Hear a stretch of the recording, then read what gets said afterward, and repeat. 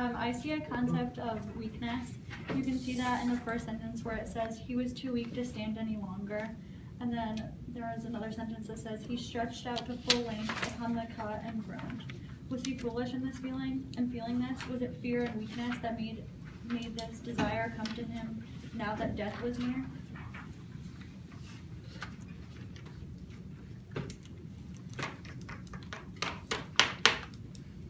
I agree with Amber and how she's seeing the concept of weakness in the first paragraph, because it says, slowly he lifted his hands in the darkness and held them in the air. The fingers spread weakly open, and if he reached out with his hands, if his hands were electric wires, and if his heart were a battery giving life and fire to those hands, and if he reached out with his hands and touched other people, reached out through these stone walls and felt other hands connected with other hearts.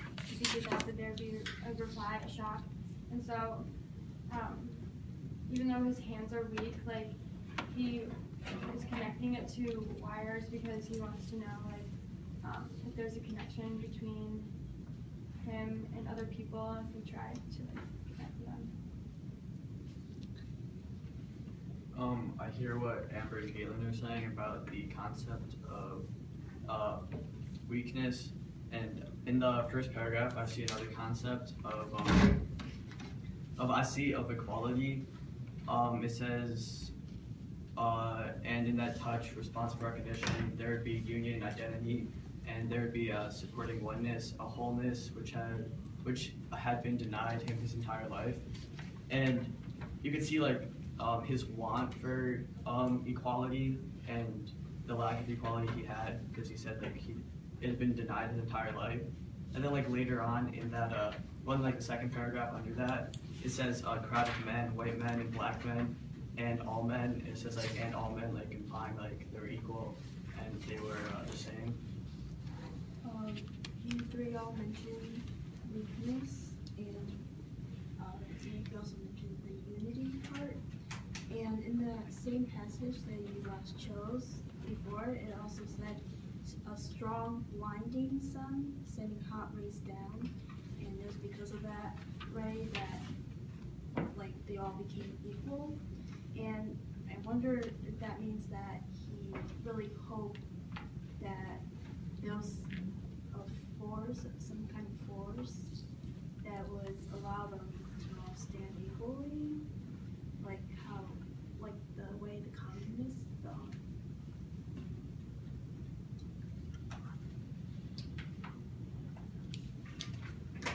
I heard you, Amy, talking about blindness, and in the third paragraph, I see it says, had he killed Mary and Bessie and brought sorrow to his mother and brother and sister, put himself in the shadow of the electric chair, only to find out had he been blind all along? And like blindness has been like a concept, like talked about. It was talked about like another Fishbowl, I think by Maddie brought it up, and then she was saying how like blindness was like a prevalent concept in this like all throughout the book, and now it's like showing up again. But then it also says like shadow above, like shadow like implies like darkness, and like I think that like goes along with being blind. Amy, I think that he really did hope that everyone was equal, because that's something he's been wanting since the beginning of the book, at least that I've noticed, because he doesn't like the situation he's in, and although he's not very nice to his family, he doesn't like the situation they're in either, and he just wants to have an equal chance and equal opportunity. I also see what Elliott and Amy are saying about equal, and also the sunlight shining down. And it's on page 423. It says, Max rose and went to the small window. A pale bar of sunshine fell across his white head, and Bigger, looking at him, saw the sunshine for the first time in many days, and as he saw it, the entire cell within its four close walls became crushingly real. He glanced down at himself. The shaft of yellow sun cut across his chest with as much weight as a being forged of lead. With a convulsive gasp, he bent forward and shut his eyes. It was not a white mountain looming over him now. And so, since it's talking about how the sunlight is shining on both Max and Bigger now, so it's equal, and also there's no more white mountain looming over him, so there's no more. He sees them as equal now. agree that he sees them as equal. And I noticed throughout the paragraphs that it kind of changes, that there's a transformation within his thought process of how the beginning he really hopes that everyone will be equal, and then when he's talking about of how the strong blinding sun sending hot rays down into the midst of a vast crowd of men, white men and black men and all men, and the sun's rays melted away the many differences. And then he's doubtful where he says, was he foolish in this feeling? Was it fear and weakness that made this desire come to him now that the death was near? And then he kind of starts, he somewhat feels like hate for a little bit when he's asking about the whites, and then he kind of accepts his fate towards the end where he says it didn't really matter now, and then at the very end he doesn't really accept it anymore, and he says that he doesn't want to die. Elliott, I hear you talking about transformation in the first paragraph. This transformation would be like literal, and it's in like a rhetorical lens of like an analogy when he says like, and if his hands were electric wires, and if his heart was a battery, giving life and fire to those hands, and if he reached out with his hands and touched other people, reach out through these stone walls and felt other hands connected with other hearts. If he did that, would there be a reply, a shot? And I also connect this to Winthrop's clock analogy, where he like also uses an analogy to portray, I guess, a way of portraying information. Nick, I hear what you're saying, and I have to agree with you. And on page 75 of the Model of Christian Charity, I found a passage that reads, the definition which the scripture gives us of love is this: love is the bond of perfection. First, it is a bond or ligament. Secondly, it makes the work perfect.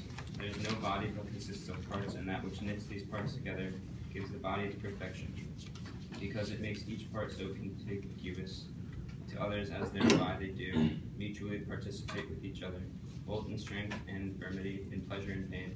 To instance, in the most perfect of all bodies, Christ and his church make one body. The several parts of this body, considered apart, for they are united, or as disproportionate and as much disordering as so many contrary qualities or elements. But when Christ comes and by his Spirit and love knits all these parts to himself and to each to another, it is become the most perfect and best proportioned body in the world.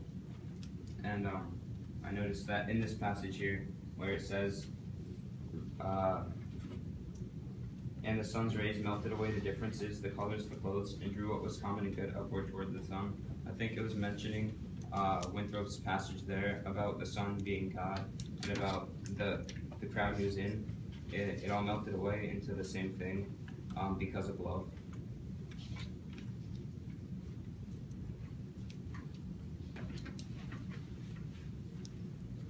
Max, I hear you talking about the concept of like sense of concept of equality, and in the last paragraph, I see like the concept, like the contradictorial concept of like the hot and warm. When he says he ran to the door and caught the cold steel bars in his hot hands and gripped them tightly, holding himself erect. And that's just a concept that we've seen like throughout the book, and ever since the very first book, there's something about like the hot furnace and like the cold snow. Nick, I agree with you because I think he is used as a symbol, because here it says, but just to know that they were there and warm. And then another sentence is, another impulse rose in him, born to desperate need, and his mind clothed it in an image of a strong blinding sun sending hot rays down, and he was standing in the midst of a vast crowd of men, white men and black men, and all men. And the sun's rays melted away the many differences, the colors, the clothes, and drew what was common and good upward toward the sun. And then it also said he ran to the door and caught the cold steel bars in his hot hands.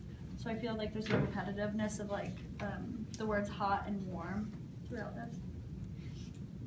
I agree that there's a repetitiveness of hot and warm, and I heard in the passage it talking about the sunlight and how it makes everyone equal, And I just thought it was interesting because on the flight wall, there's the bars of light that keep him in, and it's kind of the opposite. And I was wondering if, because it's sunlight, if it's different than the flashlights that like trapped him. You said that that it's like the sunlight and the flashlights are different. It kind of makes me think that the sunlight could be regarded as God and like produced by him or something like that. And the flashlights are artificial lights created by men, white men specifically. Yeah, I hear what Amy and Elliott are saying, and how like the flashlights seem combining, and the sunlight seems like liberating. So I can see like the connection between the liberation and like God. I agree with what you're saying, how the flashlight's more like artificial, because on the flight wall when he was being trapped by the lights because he was hiding, like he was in a really bad place because he was trying to run away from everybody. But in this passage, the sun is like symbolizing good and equality because it's melting away all the problems and differences between the white men and black men and brown men.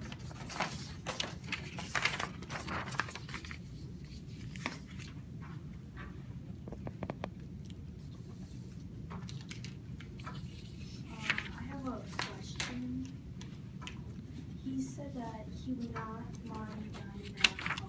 Third paragraph from the bottom. He would not mind dying now if he could only find out what this meant, what he was in relation to all the others that lived in the earth upon which he stood. And like it was more important to him to find out what this new tingling, this new relation, this new excitement meant. What do you think that thing is? Do you think it's life?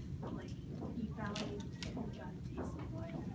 Or is it related to the sun, like melting away all the differences of men? Yeah, I hear you like, talking about the passage, and I think it's talking like about the equality and about like how he's feeling